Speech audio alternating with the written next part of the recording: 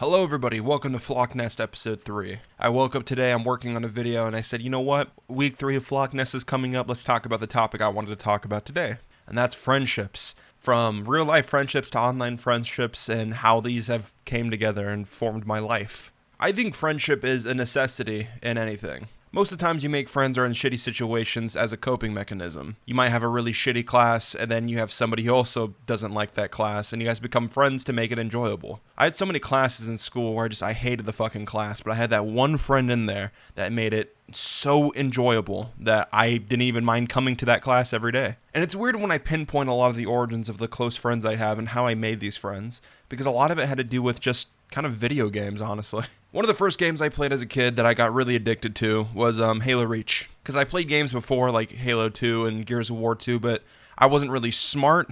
I wasn't smart at all. I was a fucking idiot who you could unplug the controller and I'd sit there and twiddle my thumbs not knowing what the fuck I was doing. But with Halo Reach, this is when I was like actually conscious. I was playing the game for me. And I got my own Xbox 360 for Christmas, and I was like, fuck yeah, I get to just grind Halo Reach and have fun.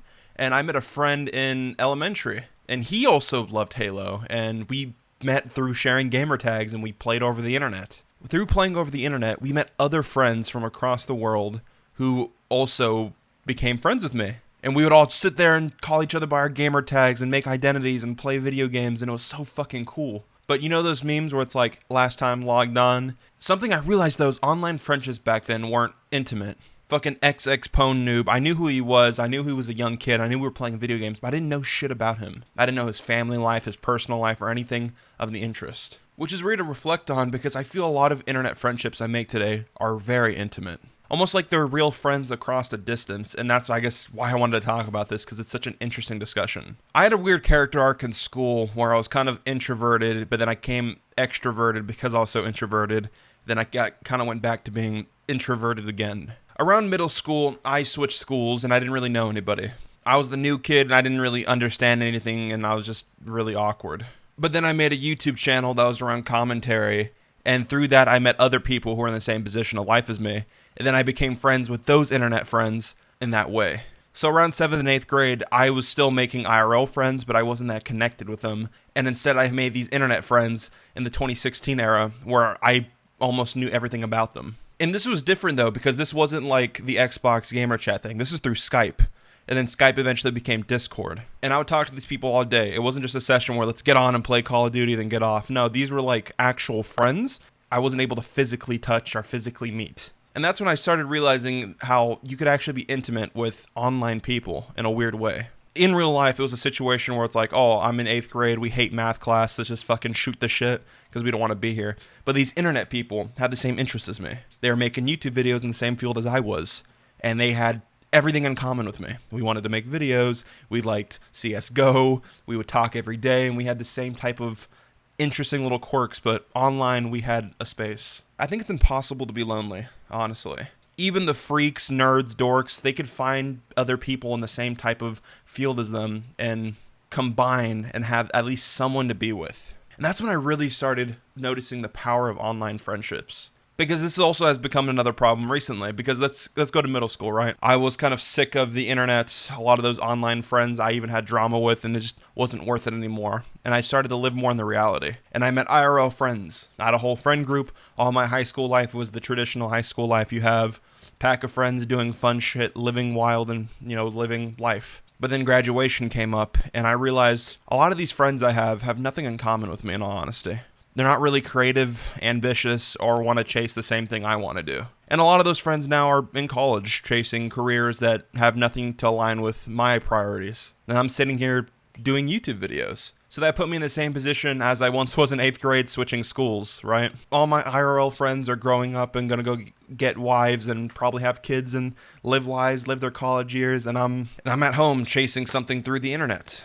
So what did I do? During quarantine, I looked for other people in my same category. I went online and looked for people with the same interests as me, and I met friends. And these are like with an adult brain now, so these are friends where we're in the same age range, we have the same anxiety, the same fears, the fear of college, the fear of growing up. And that's super fucking cool to think about. I met people through the internet that I couldn't physically possibly meet in reality because they're just not anywhere near me. I know people from fucking the UK, Australia, like all these different continents around the world. But now I'm running into another obstacle where online friends kind of suck in some ways. Because you become so intimate with these people. You know everything about them.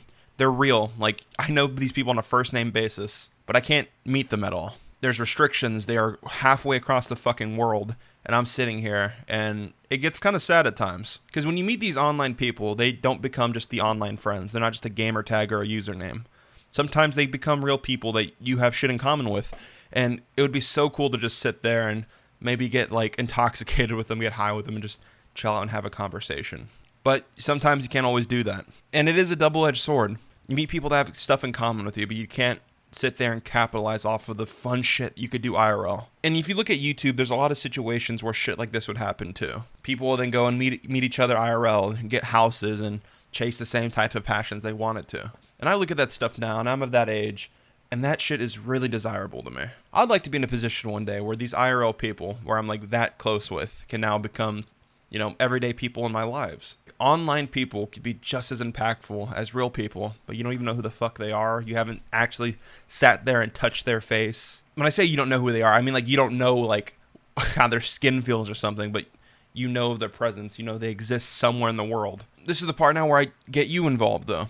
Do you have any internet friends or people you've met over the internet that you have become really close friends with that you just have never actually met before? Do you have the same things with me, where you find people across the globe on this digital wasteland that have the same shit in common with you, but you have, you know, IRL people that are also friends with you, but you know eventually you're going to have to cross paths because they have nothing in common. And I'm actually interested if you have this situation because I just ran into this roadblock and I wanted to talk about it. But that's it. I've took enough of your time with this episode. Thank you for tuning into Flock Nest. I'm happy we made 3 weeks to this thing. Those who care about the main channel uploads soon, I swear. But with that, have a great day. I'll see you next week. Goodbye.